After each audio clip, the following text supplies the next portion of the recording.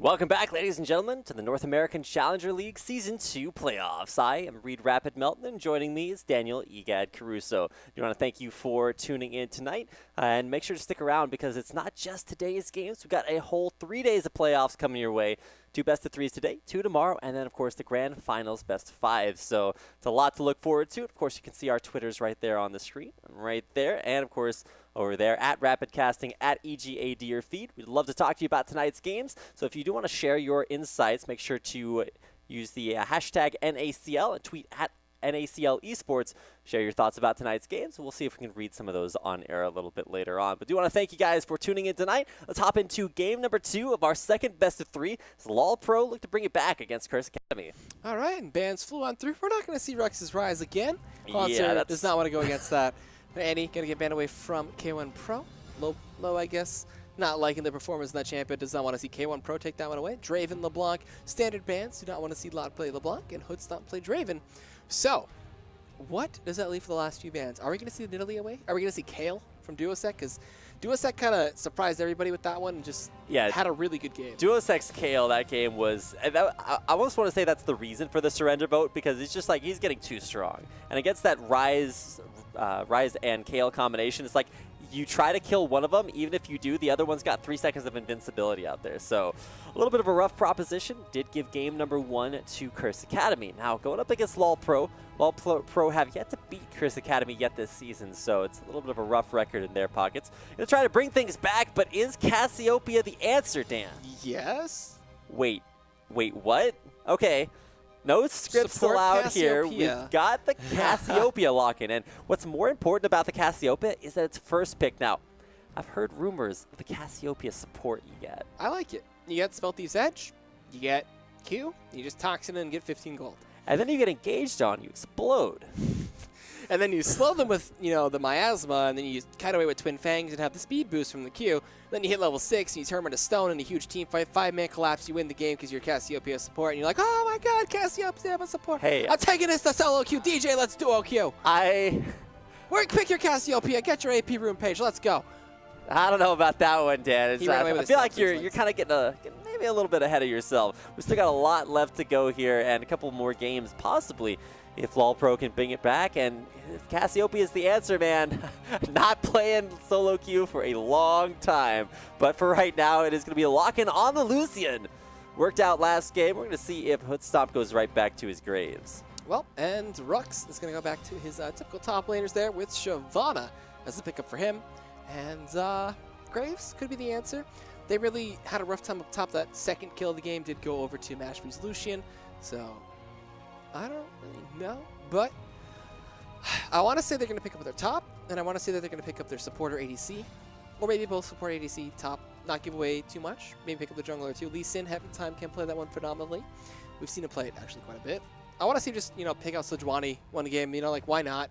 Sejuani has good AoE. We saw some guy who climbed up the Diamond 1 as a Sejuani mid player. Yeah, Mr. Oink. Yeah.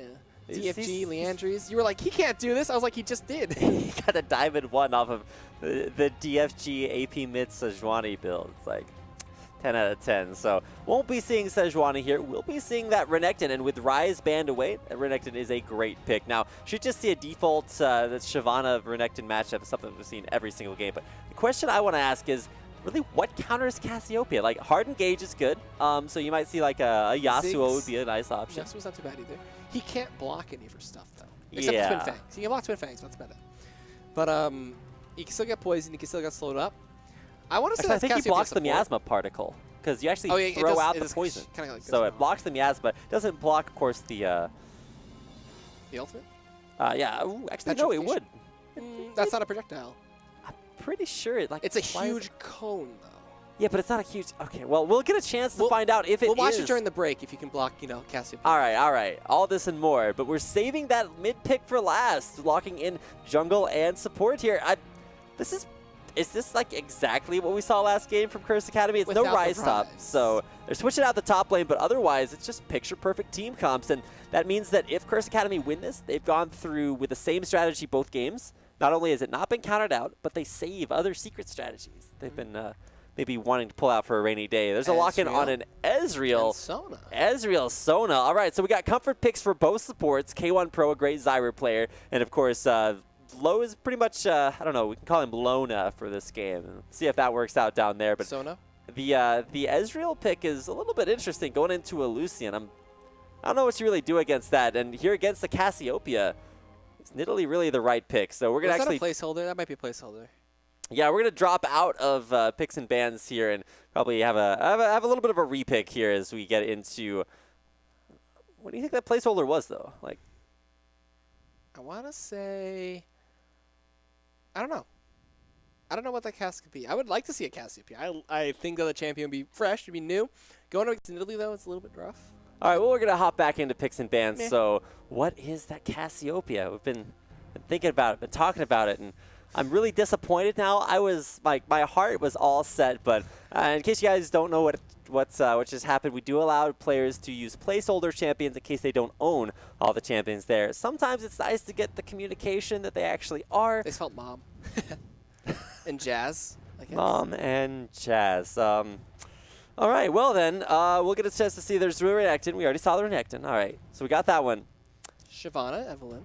All right, so Shyvana, Evelyn, that's I feel pretty good about that one. But the question awaiting all of us tonight is what was Teemo. No, probably not. Wait, was it Lee Sin?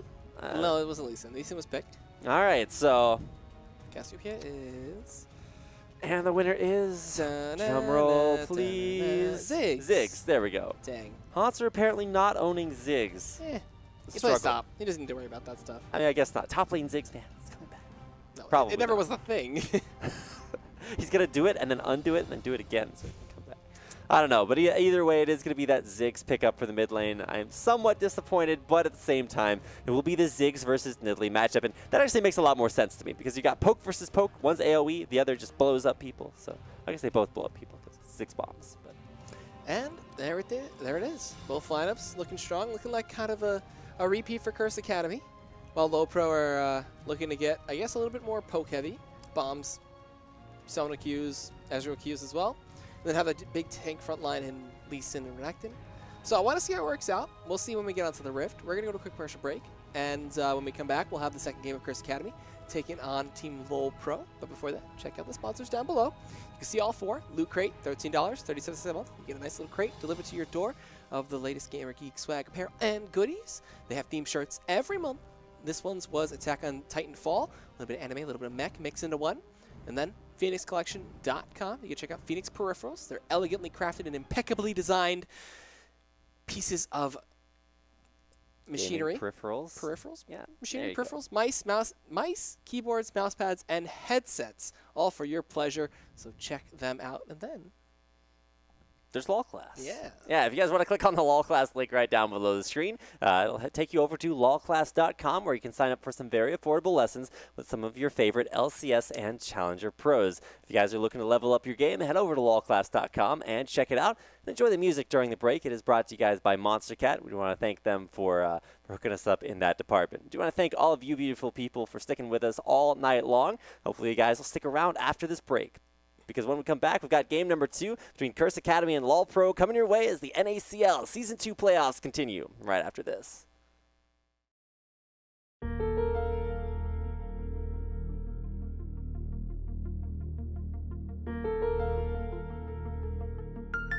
if you're ready, we'll maneuver.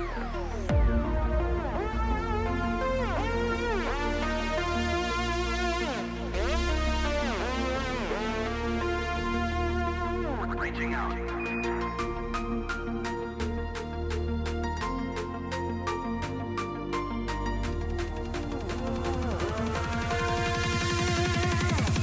Rainbow Road.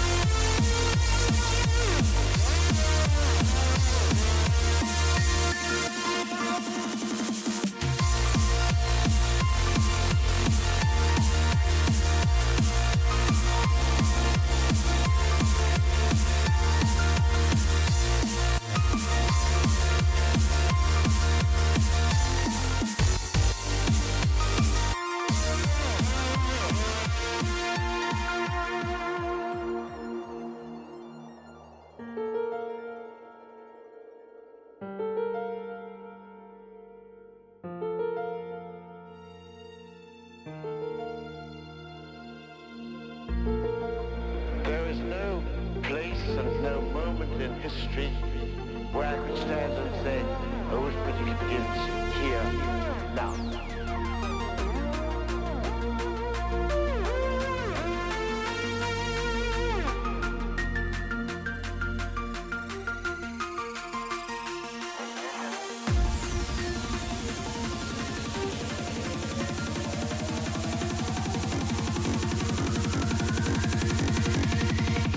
Rainbow Road.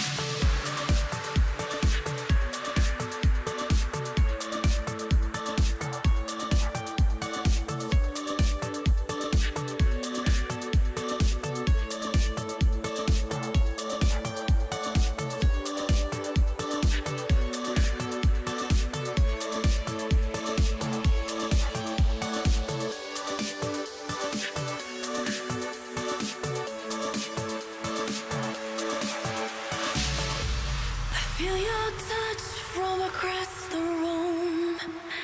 I taste your energy. I see a light that I never knew. You are overtaking me. Mesmerized, paralyzed. When your eyes find mine, that's when you leave me. Oh, the world drifts around me, ocean I feel you inside me, ocean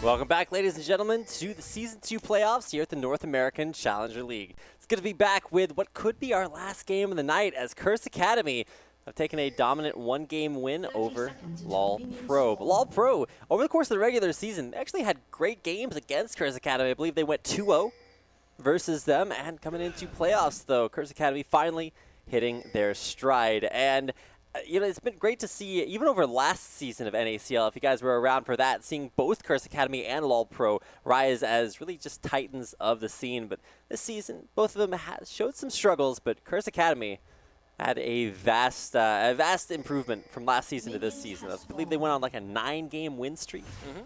It's pretty insane. So we're starting things out onto the Rift. We've got some interesting picks there in the Ezreal Sona lane. A lot of poke and harass, but you don't see either one of those champions out on the Rift too much. Nope, and that poke heavy bot lane for Ezreal Sona going to be really huge here. Looks like they're going to get some blue harass as they move forward towards this blue. They might try to poke it out, try to steal it away from Pat, who is actually doing red buff. All right, well, Pat is all the way up there, and he is by himself. And so with some bombs landing there from Lod. Lod's on Ziggs now, so he's really favoring a lot of those poke-heavy champions because he can't get his LeBlanc out anymore because with Duosec playing, it's going to be banned from one team or another. Yeah. So just go with the second best thing and someone who can chuck bombs. So why not While Duosec gonna not go be looking for that super late game monster that is Kale. Look for someone who's gonna try to one-shot you with spears in Italy. Trading up top, Rux and Haunter. It looks like Haunter kind of forcing him back just a little bit. That Culve Meek heal, pretty strong. But, you know, that Dragon's Breath coming in, reducing the armor when he does get the auto attacks and harassing from range. Pretty annoying to deal with. Gonna be having actually a bit of trouble and being sent off for a little while.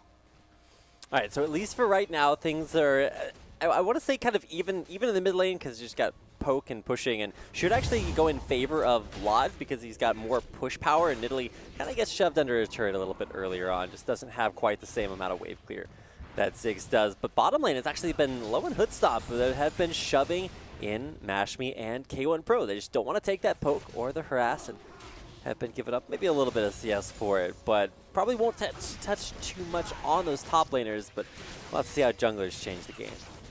All right, so gonna be very passive for now.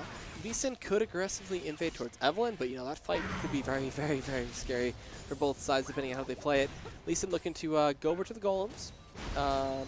He might actually look for a dive here. If they can get this off without anybody dying, it'd be pretty worth it. They get the Ignite off the Rux, they slow him down, they get the Tempest Cripple, as well as the Sonic Wave Resonate Strike, and they Ignite. Is it going to be enough? Haunter gonna go down. The last tick of Ignite for Rux picks up the kill. Now to avenge his fallen teammate, Heaven Time will look to go in here, but take a bunch of damage from the turret. He gets out of turret range, but Pat's there for the counter gank. Will he get the kill? He will, but the Winions pick up the cleanup kill there for Lee Sin, helping him out. That's a 2-for-1 in the early stage in favor of Curse Academy. Man, Rux was so close to surviving that. Man, that was close. But man, just like always, Pat has got your back.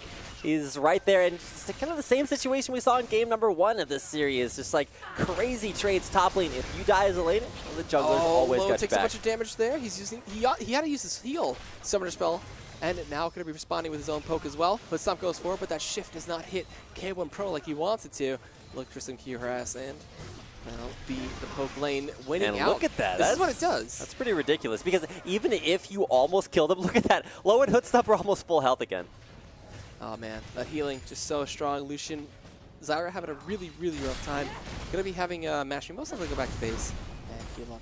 While a 33 to 18 CS advantage for Hood Stomp just starts to develop. Yeah, 18 CS on Mashme. That is just the struggle of such a poke-heavy bottom game. Now, later on, should actually even up a little bit as just waves become a little bit more accessible. But especially interesting to see that even with that 2-to-1 kill advantage, it's still dead even in gold. So we'll go back to having Mastery coming back to lane with double Doran's Blades, some potions as well to deal with some of that poke, and be behind by quite a bit of CS. We're going to see some plants try to hold out the wave before it hits the turret, so you know Mastery has better time lasting. And as we look around, looks like the mid lane's nothing too crazy, just evening up the farm. Haunter, even though he died, has secured a CS lead for himself. Picked up double Dorans opposed to the Giant's Belt of Rocks. So earliest Sunfire Escape could be coming out from him very soon. Well, in about 7 minutes when he farms up the rest of it with the Chain Vest and the SP. All right, well, Haunter has shoved a huge wave in there onto Rux, but Rux has always been this sort of like, hey, I'm going to sit back, I'm going to farm early and just wait for my moment. And you can see his moment earlier was getting dove 2v1 and grabbing a couple kills off of that. So, well, he only got one of them. The other one, as was just, went over to Pat. But Pat's waiting mid lane to go in on the lot, and here we go. He's not level 6 just yet, but he's got a ton of extra damage in there. Will get the bounce towards Lod, but not enough for the kill. All right, so smart enough. Takes the Satchel Charge away. While up top, trade's still going down. So Slice and Dice out. Monster winning out of these trades pretty hard. Low and Hood Stomp, though, having a much better lane phase this time around. Healing through everything that Sona pick, paying off dividends. They come back to base with, Ruby Crystal, Vamp Scepter for Hood Stomp, so he's able to sustain even without being healed up by Sona. And he'll just keep that CS lead rolling for quite a while until some kind of nasty gank comes in from Pat. Heaven Time comes in to hold the wave, does take a bunch of damage, more trouble. It's just poking back and forth through all these lanes.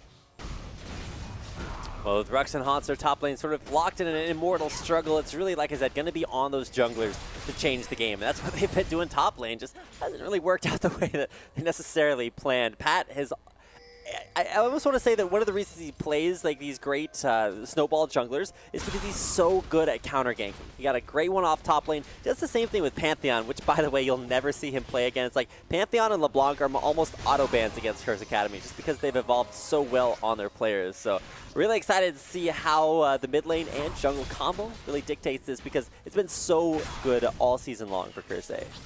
So up top, a little bit of pressure being applied to Hans there. Forced to go back. Well, you know, Rux has a bit of a good time healing up as much as possible. Duosec and Lana just going back and forth. Mind's come through some auto attacks as well. He'll heal off and shrug that away.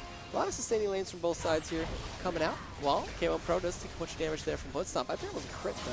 Maybe a missing shot. You never know. Still, waiting for that level 6. When they get the crescendo into True Shot Barrage, that is where they will start to shine. They are very close to it from both sides. So gonna get all the poke off. Do find a root in the slowing plant going in there while Mashby gets a bit of a good trade out there. Is Low actually maxing heal there to try to get better trades? I think he is. Yeah, he is. He's just going for hardcore sustain down there in the bottom lane. That's something that's actually interesting to me to see maybe a different style of Sona play. Usually you max out that Q. The bait comes in. Agony's Embrace slows him down. Where is Haunter going to go? Nowhere. He's going to go straight back to base as Pat will pick up the kill. Pat having a really good showing this game on that Evelyn. And now 2-0. Building towards the speed of the Elder Wizard. Going to be looking very, very, very scary in this mid game. And that's what I was talking about earlier. Rux is not a guy to maybe like go super aggressive. He's okay being super like pushed underneath his turret, just biding his time, and then just waiting for that jungle pressure. Now Pat's gonna run into Heaven time, but with Rux showing up, it's like, hey, you got my back, I got yours. Yep, and they get a successful blue steal. So gonna deny that one away from Laud. He's gonna have a bit of a rough time farming up. Still has that Chalice of Harmony for some mana regen, which isn't too bad. But now controlling the jungle, controlling the top lane. It's looking good for Rux, it's looking for Pat, so when he gets the next lane, that should be very much an indicator that they want to go for Dragon. As pings are coming out, the blue buff is going to get stolen in response. There's the bomb coming in as well from Laud, though. Can he get away is the question. Spear comes out, does connect, leaves him at about 100 HP, pouncing forward, getting the takedown on a swipe into a sec, snags it back as he leaps over the wall and gets away, looking for a spear in Heaven's Up, but cannot find it as he goes towards his raids. The heal up, and the chase may continue. Man, there are a couple ways to get blue buff. You know, getting it just with your auto attacks or spells is a nice way, but allowing your opponent to get it and then stealing away from his dead body is also another. It's effective strategy. Nice to see Duosec able to grab that one out, and it's going to set him very, very far ahead in that lane. He'd probably be able to either roam down bottom, pick up a kill, and buy a Fiends, or at least put some extra pressure on. That was a really successful buff transfer for Duosec. Gets a kill, gets a buff, gets away. Just has a nice little exchange, but Haunter and Rux trading up. This is the wet noodle fight forever. First Dragon in the game, gonna go over to Curse Academy. They're exerting that pressure and control. True Shot Barrage just a little too late there to snag it away. And now, slowly but surely, Curse Academy have gotten that minor 1,000 gold lead, and we'll see how they can, try to push that in now. Right now, the advantage, of course, does go to Curse A, and more from their jungle than any individual lane. But Pat carries so hard. That's one of the great things. Even when Pat's team is behind, Pat's team. It's not Atlanta. Pat's Academy. Pat Academy. Curse Academy. It's nice to be able to see him maybe just kind of take control. Like I said, any individual member of Curse Academy can just throw someone in the backpack and run towards the Nexus, with carrying the rest of his team behind him. But for LoLPro, I feel like it's more of just like a group effort. And game number 1, they did not have that group synergy at all. All lanes kind of losing out a little bit, while Hoodstop showed maybe some signs of life. He wasn't live for very long, especially with just outstanding performances from Duosec and it was Rux last game. Both just hyper carried that game on to victory. Well, game number 2, it's looking like, I don't know, I want to say maybe jungle pressure to decide things, but Pat coming right back. Agony's Embrace, Dragon's Descent. He's forced to flash away. They do not want to dive that one. Oh. They know what Rux did last time, and they do not want that to happen to them, throw away that lead that they have. Curious to see why Rux waited for Pat to get behind before he jumped underneath turret and took aggro. Ideally, Pat with that shield from Agony's Embrace should have gotten aggro, but wait, why is Hauser still here? He's got Lee Sin coming. Goes around with the Ignite, tries to do some damage. In comes Heaven Time. Flashing away is Rux. He gets flashed, kicked, and the hit Kuda kick back into the team while K1Pro gonna get jumped on by Hoodstop, finds the shift in. Pat trying to 1v2 here, trying to take down Heaven Time. The hate spikes do connect. The ignite. Minions. The minions, the Winions, they don't get the kill. Getting of it. No. Slicing and dicing. Haunter will find the kill on the Pat in a very close exchange. Globally, that's a 3-for-none in favor of LoLPro. Incredible outplays bottom and top lane. That top was- lane trade was wow. ridiculous. And keep in mind, that's exactly what Pat did to Haunter earlier on for that level 1 kill. It was actually Heaven Time trying to gank underneath turret, and Rux and Pat turned it around. Now it's exactly the same thing. Wait, okay, Matchme is turning that right back around. He's very low on HP. One shift Q could kill him, but, you know, it doesn't really matter. Heaven Time gets the turret up top. That'll be the first turret of the game. Going down up there. Oh, man. The replay is playing on the laptop of, you know, that Pat kill. It's so close from both sides. Just 2 hate spikes from Pat would have picked up the kill, but, you know, Haunter stuns him and plays it pretty well. Heaven Time now chasing down, or getting chased down by Rux here. Can he find the kill? Drops Ignite. Will that actually be enough to drag his breath? Connects through the safeguard. Calculated. Yeah, exactly. Wow. Last tick, no problem. And now, Duosec putting the pressure on a lot. He's not really feeling it. Trading some bombs right back. But, man, top lane is just such a struggle. And now Olo is going to get locked up and take it out. No questions asked.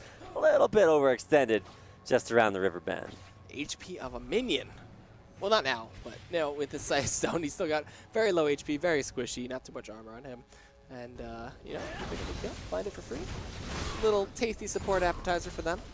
And there's no dragging from the snag up there, but Rux trading it out, has a Sunfire Cape, looking to take down Haunter, but with that red buff, it's kind of turning the tides a little bit. They're like, you're low, I'm low, do we keep going? I'm just going to back out. Yeah, probably still a good idea. Fighting in the top lane is never a good idea because either the mid laner or the jungler is always going to be there. And that's not actually the case in most games, but at least in this game, we've seen the junglers just have such a great kind of jungle sense, or jungle fingers if you're odd one. It's it's nice to see just a lot of great counter ganks really turning that top lane around because top lane doesn't really get a whole lot of love. Most of the time it's just that big island, super tanks battling it out. But now this game has made it a lot more aggressive. All right, as they keep on pushing down bot here, Mashme has found still a bit of a deficit, 131 to 106 for the favor of Hood Stomp. A blue steal trying to be initiated up there from Duosec. He will get chased out there. He'll be forced away. The bomb comes in from Ziggs, but it's level 1, so it doesn't really do that much damage. He also has little to no AP, so he'll just leap away and be fine. The culling coming out of that bottom lane, just trying to... Crescendo comes out in response with the Shoe Shot Barrage. Hood Stomp avoids the knockup from the Stranglethorn. Going to get all the damage into K1 Pro. He's a little low on mana himself. Mashme going to block that and dash away the coordination from the Curse Academy bot lane. Coming into a huge effect there. He's like, you know what? I have dash. I'll block this for you, and then I'll just get away. And that's 4 ults down all the way in the bottom lane, but with Heaven Time coming in from behind. Nice to see a little bit of a push evolving here, and wow, there's Rux right on time. He's down bottom to try to hold the wave. All right, and Dragon up in 50 seconds. Could look to see them rotate, get some wards down, buy up, and then rush for that one. Curse Academy do have the timer. They do have the first Dragon in the bag too. So we'll see if they can make it 2, just like the last game. Blue buff going to get past over to Duosec as he gets the traps and everything on that one. Well, Pat left up alone at the top to deal with Haunter. He does get chunked away. Sunfire Cape was completed for him, so he'll be pushing away like crazy and initiating that split push. Gets a call to Meek. Scare Pat just a little bit more. Wow, Satchel Charm making that that pounce go a little bit further. But Heaven Time is here now. Sonic Wave does not find it. Oh, good leap away. Keeps Duosec alive. And that was actually really close. You could have seen maybe a close insect there. Probably still would have taken a little bit more work. But at the same time, keeping Duosec in check. Duo check there in the mid lane. We'll have to see if when he goes back to base, what he picks up. But he's actually sustaining in lane. Not really pressured out too much by that gank. But K1 Pro is coming in though. With those support ganks coming in. Heaven Time's just like, hey, thanks for the quick trip back in the mid. Just like League Larva's anti-roam. You know, just comes to mid lane, stuns you up. I wouldn't Have a think bad just time. like it. Gleed's anti-roam is the stuff of legends. Kills entire teams in just one trip to mid lane. At least that's what we saw last and a game. Sunfire Cape. Alright. I don't know why Annie would have a Sunfire Cape. She's a Tibbers herself. There you go. That's true. Tibbers basically has a Sunfire. I wish you could buy a Sunfire Cape for Tibbers. Wish Sunfire Cape scaled off AP like Tibbers does. That'd be awesome. But that'd be OP. We'd see every mid laner getting it. The second dragon of the game being started up here, and it will go over to the side of LoLPro while Agony's Embrace comes in the pit. Pat is going in by himself. Stranglethorn comes through as well. True Shot Barrage not really finding his mark. Rux is going into the back line. Dragon's descent over the wall. Chase down Haunter. Find the kill. Meanwhile, Mashby is on the other side. Lada is going to take a bunch of damage here. Flashing over the wall. Getting Crescendo onto Duosec. They do make it a 3 for 2 so far in favor of LoLPro. Spears coming in from the pit, looking for a heal as Mashby's 1v2 and getting some help from the team. Shifting towards the Shyvana. That's not the best idea for Hoodstop, but he does get taken down and shut down as the 3 members of Curse Academy do find that kill. They're looking for LOH. Can they find it before he backs is the question. No, just barely out of time. He gets back to base. That's a 4 for 2 in favor of Curse Academy, but they do lose the dragon. So basically an even fight if you want to count it that way. A lot of area of effects, gold, and experience going over to LoLPro. But man, Curse Academy, that was a great way to end the fight. 4 champion kills means that while there's area of effects gold, there's like global gold going to LoLPro. Everybody's going to be a little bit stronger. Those 4 kills starting to stack up now. 4, 2, and 4. Rux starting to get big. All right, and looking for the Blade of the Rune King next. Has the Cutlass, has the Dagger, and maybe finish off his boots soon too. Could be a Tabby, could be a Warded's Mail. I feel like it's going to be Merc Treads for him though. Actually, yeah, Merc Treads wouldn't be too bad for Crescendo and slows and such.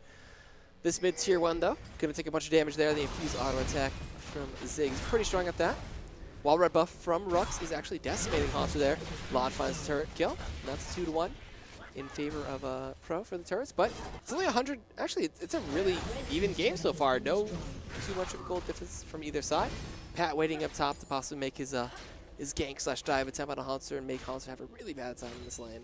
But Lod has to start doing something. Like he's starting to fall behind, and we all saw what happened in game number 1, where Duosec may not have won his lane early on, but just kept that scaling on. And even like check out the score differentials: 2-0 versus 0-2.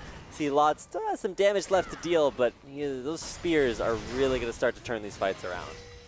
All right, and now the poke coming in from LOH, but he takes a bunch of poke gosh, there. Roots coming in, the culling as well. Stranglethorn comes out. The bomb from Ziggs is going to stop them from moving forward. Hoodstomp comes in, but Duosec with the spear cannot find the land onto LOH. He's going to keep shooting from the side. Bombs coming in from Ziggs as well to stop him. Rux going to ignore. Rux doesn't even care. It's like, oh wait, you haven't built enough damage to kill me. Oh, what is that, Dominus? I don't care what that is. He's probably going to drag his descent away, if anything, or just pop Burnout and run. It looks like the Burnout will be enough. Slice is going to be up in a couple seconds. So Dragon's Descent to stay safe. Finds the turret kill, gets away with his life. He'll take the minor gold advantage for Curse Academy now. and there you go, right back at it. Curse Academy still have, you said the minor gold advantage. Doesn't get much more minor than that. It's about 200-300 gold in their favor, and now I don't know what to say. This game is starting to get really close, but it's close in different ways. Bottom lane, the turret will fall, but oh, Heaven Time will take that Agony's Embrace. Will be forced to flash out low with very, very late crescendo. Oh, the laser piercing connects. light. They're going to go with Spear. Wow, Duosec finds the Spear kill and the killing spree. And Heaven Time, that was his time to go. Yeah, Duosec coming in. That Spear, man. That Spear. Talked about him starting to hurt. Well, there they are actually hurting, and probably not exactly where Heaven Time wanted to be. Got caught defending the turret and just overstayed his welcome. All right, and now with this, they're going to siege and look to push down this bot lane. Duosec a little low on mana, though. Not really caring too much. There's the Ziggs bomb to clear out the wave. Plant will tank up 1 turret shot and 2. And that turret going to go down as Pat tanks it up. Down to from lines and bouncing bombs. They find a clean turret there. Rux is waiting on the side if anything went crazy. And now we see the first little big gold advantages. It's going to be 2,000 in the first Academy.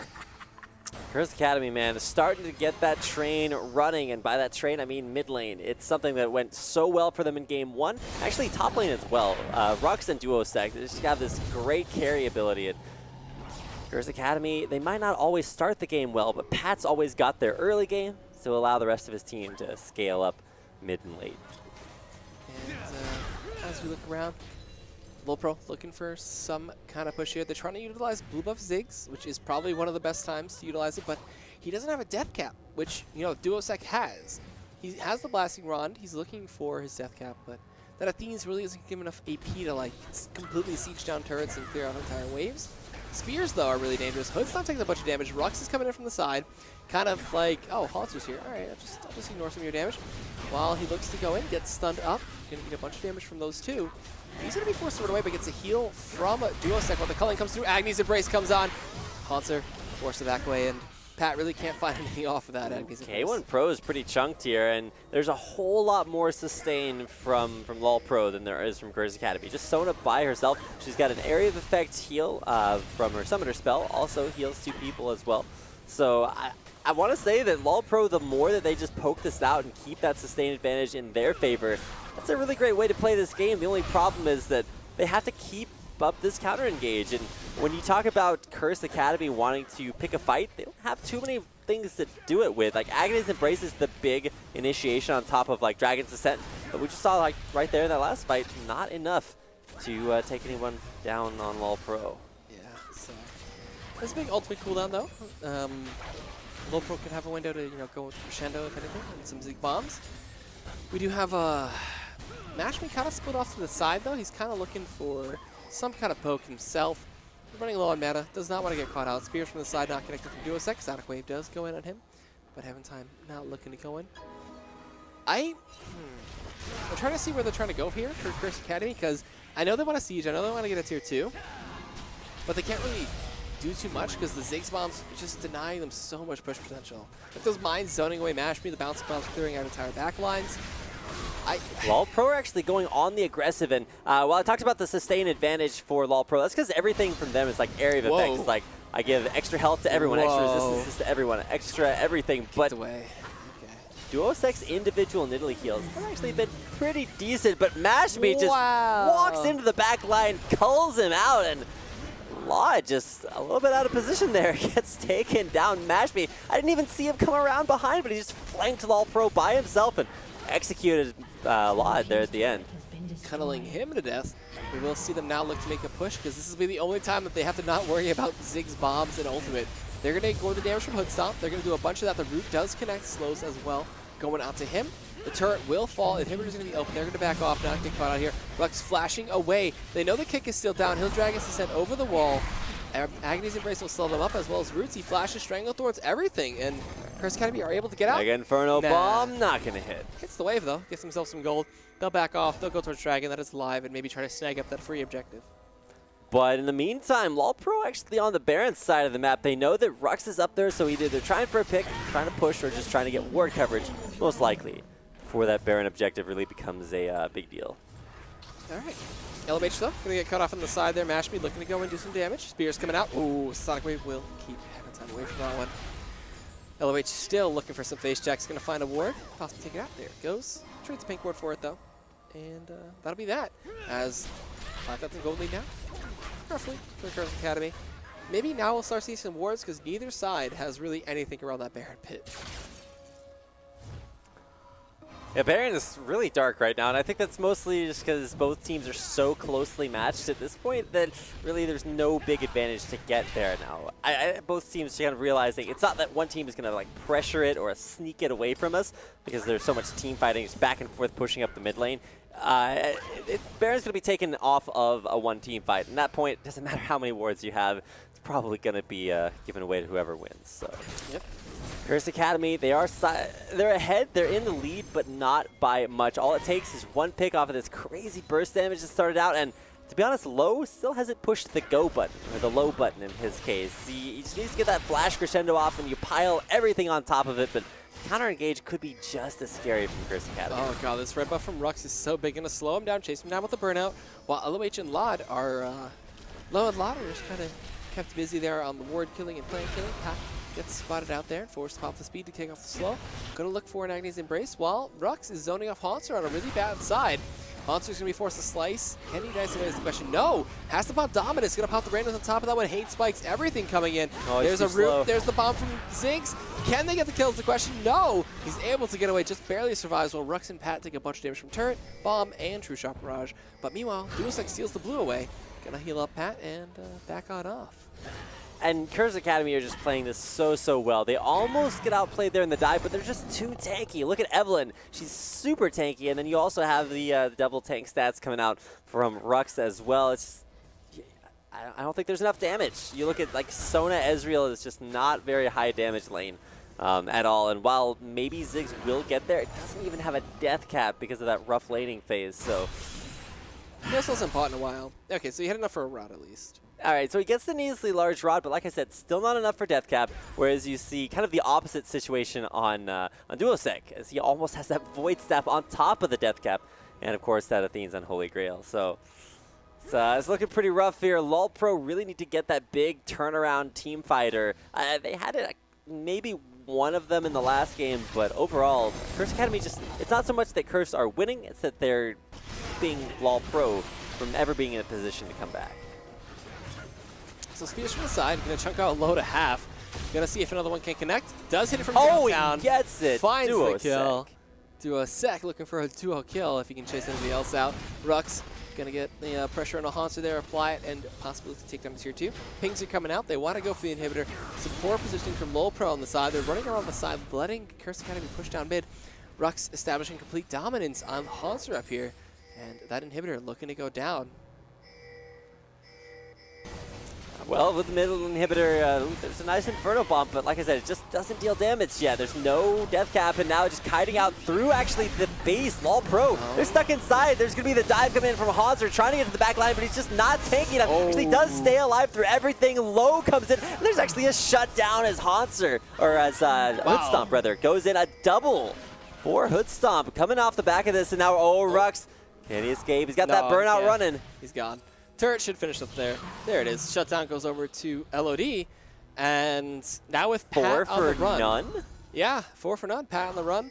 Looking for a possible Baron now as they heal up Heaven Time. If he takes too much damage from Baron and dies, that'd be really bad. It would kill their attempt at doing this Baron. Sweeping in that pit there. He's going to try to sustain up as much as possible from the Sona.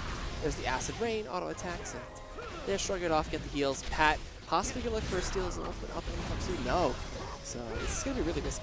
Pat is there, does have Smite. Baron's dropping lower and lower. Pat's still waiting for his time to come in. He's going to get one shot at this and probably will not have what it takes yet, just not in range early in time. too.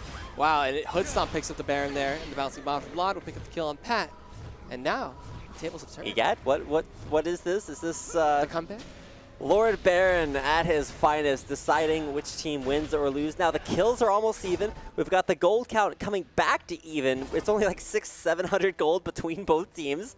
And the only big difference is that Curse Academy have been in the lead longer, so they have had more time to pressure down big objectives like inhibitors, like turrets, and so they are 3 turrets up, and more importantly, that 1 inhibitor in the mid lane up. But now, if they were behind earlier, LoLPro just get a big boost back in the game. All right, and they'll feel pretty confident with that Baron buff. It's going to be a bit of a clock, though, for Curse Academy. If they can wear it down, we could see them look to climb it back themselves. They still have a bit of a gold advantage, not too much. They're flashing forward. They get the catch, but 2 members get hit up by the Crescendo. Mash being to get chased down by Heaven Time. Flash kicked into the team. Got to take a bunch of damage, trying to sustain off the Mikhail's Crucible, but Heaven Time's damage is too much for him. Takes him out. Meanwhile, Shyvana finds Lod, and Rux going to chase down and join the rest of his team. They do get the slow to Heaven Time. They're going to chase down the Duosec here. He's going to heal, as well as get some backup from Pat there. Heaven Time able to get away. Flashes all over the place. Random is almost slowing down people. K1 Pro's stuck in the crossfire. Gonna get taken out here. Oh, heal. Comes in, a bunch of damage. Can he get the root is the question. Turns around, not able to do it. Spears for kiting. Pass from the plant. Who will hit? It looks like no one. Yeah, that is a 2-for-1 exchange. Lod did die, but they got the entire bottom lane at the same time. And more impressively enough, Rux actually survived that fight just by the hair of his chinny chin chin. Although he's a dragon, so I'm not sure. Maybe if you're like one of the Chinese dragons, you actually have those. Either way, the dragon will die there. Not Rux, rather, the actual dragon. Taken down for, I believe that is the, what is that, the second? Yeah, second dragon of the game there for Curse Academy. Mid-turret, second tier will fall, and man, LoLPro, where was this all game long? Like, they're getting huge counter engages. The flash crescendos from low are just ridiculously good, and the follow-up, more importantly, starting to come out. It's all about that late game. They want the team fights, they want the flashy plays, or they just want the amazing team fight synergy either way. So we'll see if they can do that with the rest of the Baron that they have left. We're going to see some wards, some traps, everything go around towards the jungle side of LoLPro. And LoLPro still have to defend up. There's Superman still going down mid, so it's kind of wasting out a bunch of the Baron time and keeping some attention there. they're going to look for some wards while LOH look for his defensive positioning. Oh, Duasek failed the jump. This could be his death. He's going to go down slow. He's going to jump over the wall. Gets out by Crescendo and bombs from Lod. Pick up the kill. Blue Buff goes over to Lod. Double kill on K1 Pro.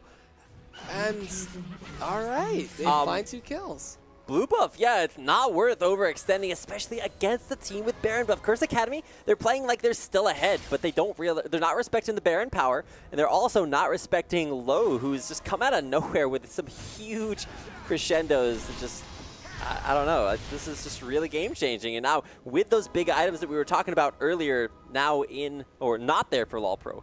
Well, they're there this time. It's got Deathcap Void Staff completed for Lod, and he's just really starting to come back in a big way.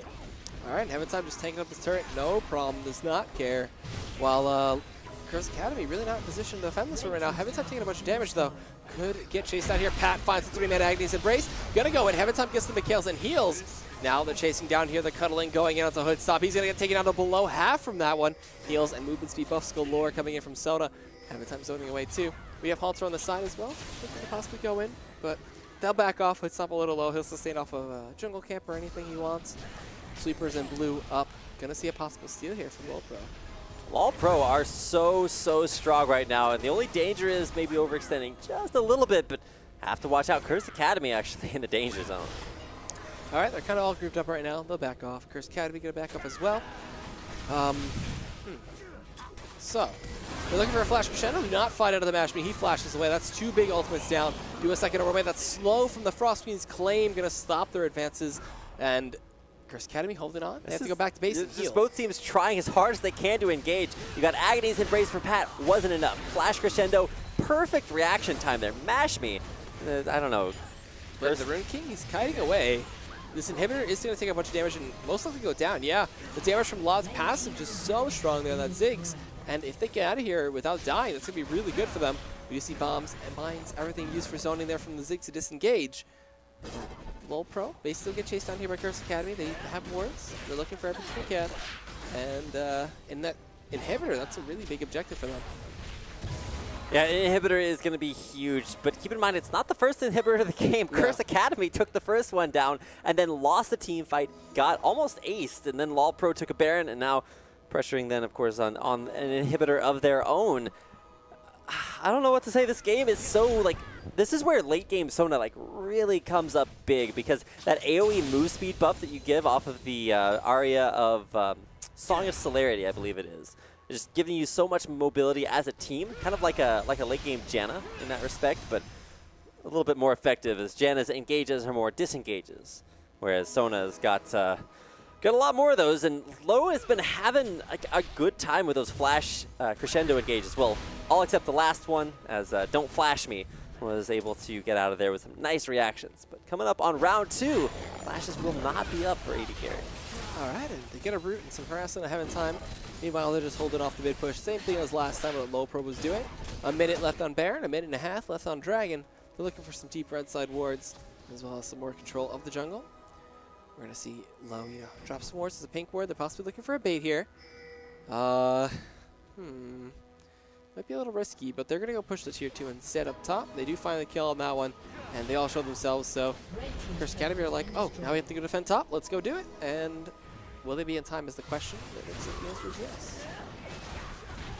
All right, man, this is what it comes down to. Can Curse Academy defend this turret the way that LoLPro have been defending all game long? The turret stays alive through one more wave of minions, but the sustain, the poke, it's just so good from LoLPro. They just poking it out, and now with a lot more tank items being built up there, LoLPro are not the squishy selves that were getting dove earlier on. But there's the engage. You got Laud taking down the turret, and the engage coming in from Rush. Wow. Is that enough? Crescendo hits on the Pat. He's not getting into that fight. All right, they do see a 4-man Agnes Embrace coming in from Pat. He's going to get kicked away as well as a bunch of damage laid into him. He does go down. Hoodstomp finds that kill. Spears coming out, but not connecting.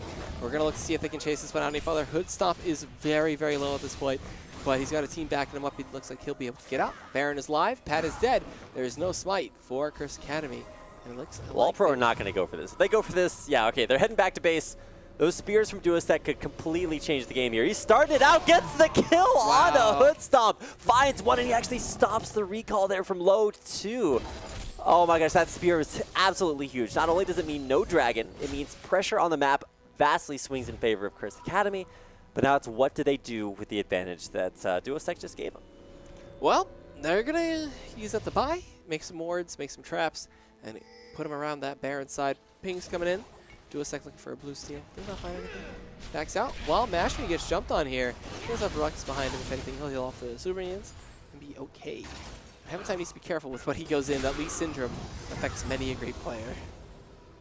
Oh yeah, and Heaven Time has actually been making not necessarily the big plays for during the laning phase, but actually after team fights started happening, got a couple of nice Dragon's Rage keeping his team alive, but you can't keep Hoodstop alive against face-tanking Spears. Duosec will start to scale up there, and he's actually looking for probably Leandries coming out as his next item. Just wants maximum penetration there to make sure his damage sticks. All right. Could also be a Zhonya's. I'd like to see Zhonya's a little bit more, though. Yeah, I think Zhonya's would have been a better choice, but, you know, stopping Spears is pretty good. Stopping any kind of poke is good, too. Dragon does get taken out. Baron's still active, still alive. Wards are over there. Both teams making sure that neither player takes it. Curse Academy did snag that dragon, so he's going to move to extra gold. At this point, gold values really don't matter. Every team is already almost at 6 items to 5 items, depending on who you are. And the whole thing now commences as that inhibitor has respawned, and this could be game if either team loses 3 or 4 members. Now Duosec is actually, he's out of position traditionally, but he's going to be able to land those spears. You can see Low does have that magic resist starting to stack up, so not actually that susceptible to Nidalee spears. What I want to see is a lock into the Iron Solari on Low, because that way you get area of effect magic resistance from that. You also get the area of effect magic resistance from the Aria of Perseverance. So that is a ton of just don't spear me, bro, from LoLPro. And as they push up this middle lane, those spears are not what they used to be, and unless they chunk out Lod or Hood Stomp, not going to be effective. And as we move, the siege begins for this inhibitor in the mid lane. LoLPro really want to get this one, but they're not going to push it that hard. They're going to let Lod do his thing. He's got blue buff. He's got plenty of mana regen. They'll let him keep throwing bombs, keep throwing mines, and zoning away Duosec, who is trying to clear out wards and throw spears from the side, but cannot find anything to connect. So it's going to really be up to Curse Academy to actually outplay the team fight. If they can do that, then they can witness and get the counter push down mid, possibly for inhibitor. But, you know, if Crescendo hits, if like a 5-man Israel hits 2, ult hits 2, that's going to be really, really rough. And Duosec starting to fall off. Oh my gosh, all right, he hits one spear, but it's not enough to decide the game Spectre's just yet. Cowl, man. Spectre's Cowl too good. Well, and Lod just backs off, and now Low's going to get him back up to full health off of like 3 heals. This is a struggle. How you're going to have to land a spear in conjunction with an engage. There's the culling down from Ashmi, and with spears continuing to have difficulty landing, Curse Academy, they are in for a rough hold here at their inhib. Plus, like, look at the side lanes. We've got slow pushes in both lanes from LoLPro. So this is kind of a ticking time bomb for Curse Academy. They have to clear the side lanes. They have to defend their turretless mid lane. And I don't know. LoLPro really just, Lod could get kicked out there. And he failed the flash kick, but a good dodge way was Nashmi. While they go in, it's a log. Duosec finds the spear, finds the kill. Random's Omens galore coming in. Pat gets a heal. He's going to pop speed and run away. Meanwhile, Rux isn't so lucky. Can he get the heal from Duosec is the question. Over the wall, he won't find it, and he's going to kite away as much as possible. Can he get over the wall? He cannot. No flash, nothing for him to get out. It was off cooldown. Meanwhile, the dive coming in from Haunter onto K1 Pro does not find it. Sonic Wave does connect, though. Lee Sin going to get a double kill. Spear still connecting out there as Duosec is trying to kite. They do find the Zyra plant passive. Spear comes out, does connect on the Heaven Time. This is really big. This is what Nidalee lives off of. Spear's coming in, hitting a minion. They're going to look to go back. And that brush for Haunter there, but it looks like they're going to back off, defend the top inhibitor as that turret did fall. you know, Mashmi is missing about one item. Really, most champions out on the Rift are missing their last item. So we aren't seeing the point in the game where gold just completely doesn't matter, but you're starting to see some big builds completed as pretty much Banshee's Veils galore about to be picked up on just about every single champion for LoLPro. They've got 4 out of 5 Banshee's Veil, looking for a 5th. When Hoodstop finds a chance to head back to base and grab his completed Banshee's Veil, but also picking up what looks like a Blade of the Ruined King, because the name of the game is Sustain. or sustain. I had to make it rhyme there. Close enough. Either way, it's double lifesteal items for Hoodstomp as well as the Banshee's Veil. Like, this is such a great, just not necessarily a build Counter counter. these Banshees. It's 4 Banshees. Oh my god. Yeah, it's almost 5 Banshees out there, and you're going to see a much more aggressive focus here from Curse Academy because they're still looking to deal damage. Now, Pat's going to go in here. Can he find the snipe? no! He doesn't get it. Now will fall down in the Baron Pit. Is that what starts the end of this game? Most likely. I feel like he didn't even Agnes Embrace to get the shield to go in and sustain even longer. And also having time with the good smite does find the steal on that. Not the steal, but secured Baron for his team. Spear's coming out. That did a bunch of damage to Hood Stomp, but he'll sustain off the minions. Spear's coming in from the side, but Doesn't Baron, even matter. Baron Like, regen. Inhibitor's going down. I don't think there's a way that Curse Academy can actually hold this without some kind of mysterious fountain dive. yeah, even with all these Banshees Veils up, there's just no way that Duosec can deal damage anymore. So with the mid laner taken out of the game, it's how do you kill the super tanks without anybody to burst them down? Wad is going to start to have a ton of crazy damage. He's just able to chuck things out. His is area of effect, so it's a little bit more reliable, if not quite as bursty. So 16-19 in kills, 6,000 gold deficit. Curse Academy looking to claw back in here. Down 2 turrets, still have Nexus turret standing. Steve and his brother Jacob doing a good job of holding the fort strong. Spear lands onto Heaven Time, and he's just like, oh, what's that? Another ability that doesn't hurt me. I mean, it did deal some damage Banshee's to Veil, it, but Merc Trends, another Negatron Cloak.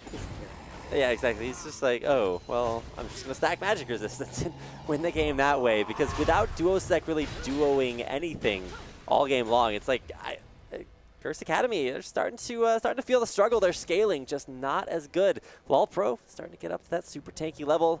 There is actually the Blade of the Ruined King completed by Hoodstomp. He's got that double lifesteal out there, and still waiting to see the answer here from Curse Academy. Let's see. Blue buff is up. Duosec's going to snack that one away. Camo Pro looking for wards, keeping it safe, helping the team out. And with double with super minion spawning in top and mid, going to be hard to hold that. Going to leave Mashby and most likely whoever else can clear out ways pretty well. Probably Rux to deal with those. Mashby still farming up top solo. Currently at almost 400 CS at 43 minutes. Pretty ridiculous. Looking for his Infinity's Edge next. Going to calling that wave. While down bot, the 5-man push begins.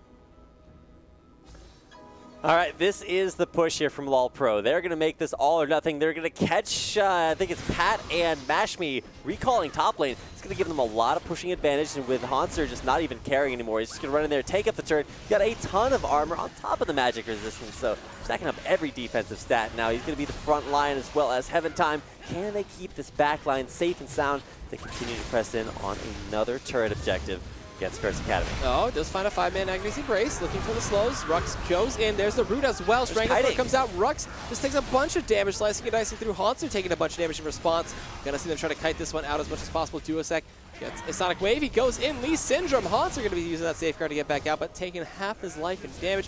Culling back off of cooldown, excuse me. There is a Spirited Chase after that one, and now, going forward, Hoodstomp gonna be able to look for the missing shots, but can't find anything. No one dying, surprisingly enough. Heals coming out. Mashby's gonna get dove in on. Can he get away? No, he gets kicked back into the team. He's gonna get 2. Gonna look for Evelyn to come back in, but no, LoLPro are gonna come back out ahead, and that will be the board Chaos Crucible to keep Halter alive through the turrets. 3 inhibitors going down. That should be double super minions. And, This is going to be game. You don't have your carries. The tank line will not be able to stop these turrets from going down. And somehow, against all odds, LoLPro hang on. They take it late to a 45-minute game and tie their series versus Curse Academy. Well, second game 3. Both series tonight going the distance all the way to a game 3. And I don't think you could possibly hope for a better first round of the playoffs here. NACL, it's been a long season, but it's been a good one in the playoffs.